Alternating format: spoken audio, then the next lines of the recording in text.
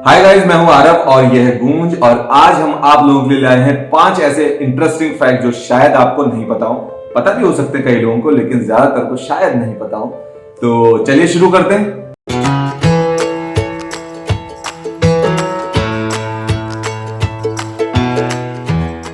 तो गाइस, सबसे पहली जो चीज है वो मैं आप लोगों से ही पूछना चाहूंगी कि क्या आपको पता है ऐसी कौन सी चीज है जो कभी खराब नहीं होती? आरव, गेस करो। मैं बताऊं?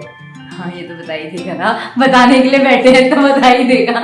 हाँ, नहीं, मैं ही बताऊंगी। तो गाइस, शहर है जो कभी खराब नहीं होता और हजारों सालों तक सुरक्षित रहता है, बिल्कुल भी खराब नहीं होता है। तो शहद एक ऐसी मात्र चीज है जो कभी खराब नहीं होती है। तो हमारा जो पहला फैक्ट है वो ये है कि शहद एक ऐसी चीज है जो हजारों साल तक खराब नहीं होती है। और कई बार खोज के दौरान मिस्र की प्राचीन कब्रों में से हजारों साल पुराना शहद वैज्ञानिकों को मिला है, जो उस समय बिल्कुल सही था।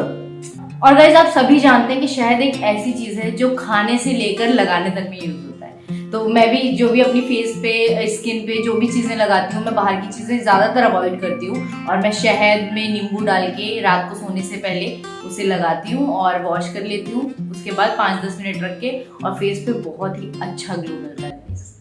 गाइस, आप लोगों ने कई बार बॉटल्स खरीदी होंगी पानी की। तुमने खरीदी? हाँ, बहुत बार खरीदी होंगी ऑब्वियसली है। तो तुमने कभी चेक किया कि उसमें एक्सपायरी डेट होती है? हाँ, किया है। तो नॉर्मली कितनी दिन की एक्सपायरी रहती है, कुछ जानकारी? नहीं, ऐसा कुछ नहीं। मतलब मैं देख के लेती हूँ कि आने वाली कुछ डेट तक वो है कि नहीं, ऐसा लेती हूँ। हाँ, तो अच्छी बात है, एक्सपायरी डेट देख के लेनी चाहिए, कोई हाँ। भी चीज लेनी चाहिए। और मुझे भी एग्जैक्टली नहीं पता कितनी एक्सपायरी रहती है, लेकिन जो आज का हमारा जो सेकंड फैक्ट है वो ये है कि जो बॉटल्स में एक्सपायरी डेट लिखी होती है, आप जानते हैं वो पानी की नहीं होती है बल्कि वो बॉटल की एक्सपायरी डेट होती है। नहीं, हाँ। ये नहीं जानती थी मैं। और ये तो गाइस, जो एक्सपायरी डेट होती है वो पानी की नहीं होती है बल्कि बॉटल की होती है। हम लोग ज्यादातर ये सोचते होंगे कि पानी एक्सपायर हो जाता है, तो ऐसा नहीं है। पानी कभी खराब नहीं होता है, वो एक्सपायरी डेट बॉटल की होती है। पानी भी शहद की तरह होता है, कभी खराब नहीं होता। मतलब ऐसे जल्दी से खराब नहीं होता, बहुत हाँ। टाइम आप रखेंगे तभी होगा। पर गाइस, मुझे लगता है कि पानी की भी एक्सपायरी डेट होनी चाहिए अगर पर, पानी खराब होता है तो। पर मुझे लगता है कि पानी की एक्सपायरी डेट होनी ही नहीं चाहिए रे बाबा। एक वही तो चीज है जो आदमी जिसके बिना रह नहीं सकता है, उसकी भी एक्सपायरी डेट होगी तो फिर तो हम ये भी है, ठीक है। तो सेकंड फैक्ट हमारा यही है कि पानी की नहीं, बॉटल की एक्सपायरी डेट होती है। और गाइस, हमारा जो तीसरा फैक्ट है वो है पक्षियों के बारे में। और मेरे हिसाब से सभी जानते होंगे कि पक्षियों में सबसे बड़ी जो प्रजाति है वो है शुतुरमुर्ग की। मुझे लगा पूछेगी मुझसे। अच्छा। नहीं पूछूंगी, क्यों, पता ही है ना। तो सभी जानते होंगे कि शुतुरमुर्ग की जो प्रजाति है वो सबसे बड़ी होती है पक्षियों में। और गाइस, शुतुरमुर्ग ही एक ऐसा पक्षी है जो उड़ नहीं सकता। पर मुझे ये समझ में नहीं आता कि जब वो उड़ नहीं सकता तो उसे पक्षियों की श्रेणी में क्यों रखा गया? यही पता तुम्हें जनरल नॉलेज में आता है कि ऐसा कौन सा पक्षी है जो उड़ नहीं सकता। हाँ, आई नो दैट कि जनरल नॉलेज में आता है, बट ये मुझे समझ नहीं आया क्योंकि कि उसके अगर पंख होते हैं ना। अच्छा, इसलिए उसे पक्षियों की श्रेणी में रखा गया है। वैसे मुर्गी को क्या लेंगे, मुर्गी भी तो पक्षी ही होगी, पता उसके नहीं। पंख होते हैं ना। और गाइस, इनका एक और फैक्ट है कि पक्षियों की प्रजाति में जो मादा शुतुरमुर्ग होती है वो सबसे बड़े अंडे देती है।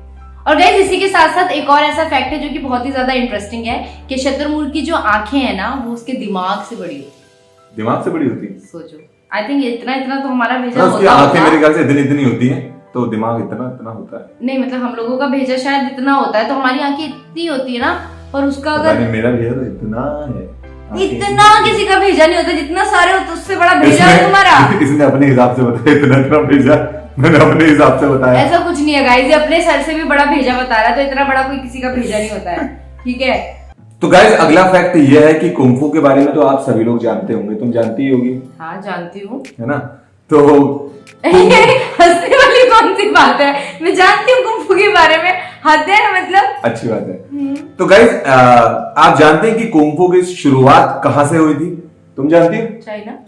देखा, ज्यादातर लोग यही बोलेंगे कि कुंफू की शुरुआत चाइना से हुई थी, तो ये गलत है। जो हमारा अगला फैक्ट है वो फैक्ट होने के साथ साथ आपके लिए एक प्रशंसा, मतलब प्रशंसा नहीं, गर्व का विषय भी है आप लोगों के लिए कि कुंफू की शुरुआत जो थी वो इंडिया से हुई थी। हाँ? जी हाँ, हमारे एक बौद्ध भिक्षु थे जिनका नाम था बोधिधर्मन। इसके ऊपर फिल्में भी बन चुकी है, शायद साउथ में आपने देखी होगी, सूर्य की एक फिल्म आई थी। तो बोधिधर्मन एक बौद्ध भिक्षु थे जो बौद्ध धर्म का प्रचार करने के लिए यहाँ से चाइना गए थे और वहां जाके उन्होंने उस कला को जिसे पहले कलरी पट्टू के नाम से जाना जाता था। मतलब आज भी साउथ में अगर आप जाओगे तो कलरी पट्टू बहुत ही फेमस आर्ट है, एक मार्शल आर्ट्स का बहुत अच्छा फॉर्म है। उसी का नाम चेंज होकर वहां पर कुंफू पड़ा। तो कुंफू की शुरुआत जो है वो हमारे इंडिया से हुई थी, जिसका पहले नाम कलरी पट्टू था। ये बहुत अच्छा फैक्ट था गाइस कि मुझे भी पता चला, और सच में प्राउड होता है यार कि मतलब कुंफू और इंडिया, वरना जितने भी लोग हैं मुझे लगता है कुंफू सुन के सीधे चाइना ही बोलेंगे मेरी तरह। वैसे इंडिया वालों को ना चाइना को पहचानने के लिए कुंफू की जरूरत भी नहीं है। ये तो है, यहाँ के देसी फाइट ही बहुत है। ओके गाइस, तो हमारा जो लास्ट फैक्ट है वो है मछलियों के बारे में। तो गाइस जहाँ भी मछलियों का नाम आता है तो वेल मछली जब हम सुनते हैं तो हमें लगता है बहुत बड़ी मछली और ऐसा, तो या बिल्कुल सही है। जो ब्लू वेल मछली होती है गाइस वो बहुत ही ज्यादा बड़ी होती है, और इसका जो वेट है वो कम से कम 1400 किलो के आसपास का होता है। 1400? यस, 1400 किलो के आसपास का इसका वेट होता है। और इससे भी ज्यादा हैरानी की बात यह है कि इसकी जो दिल का वेट है वो 181 किलो होता है।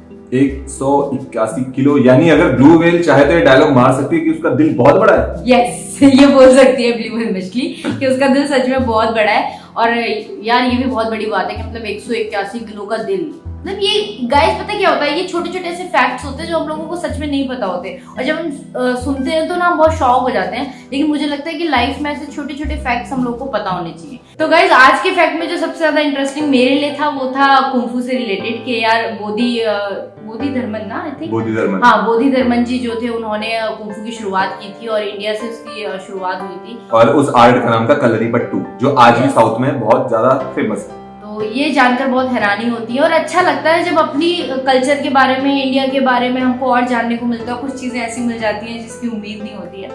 और आपसे फिर मुलाकात होगी अगले ब्लॉग में कुछ चटपटे और इंटरेस्टिंग फैक्ट्स के साथ।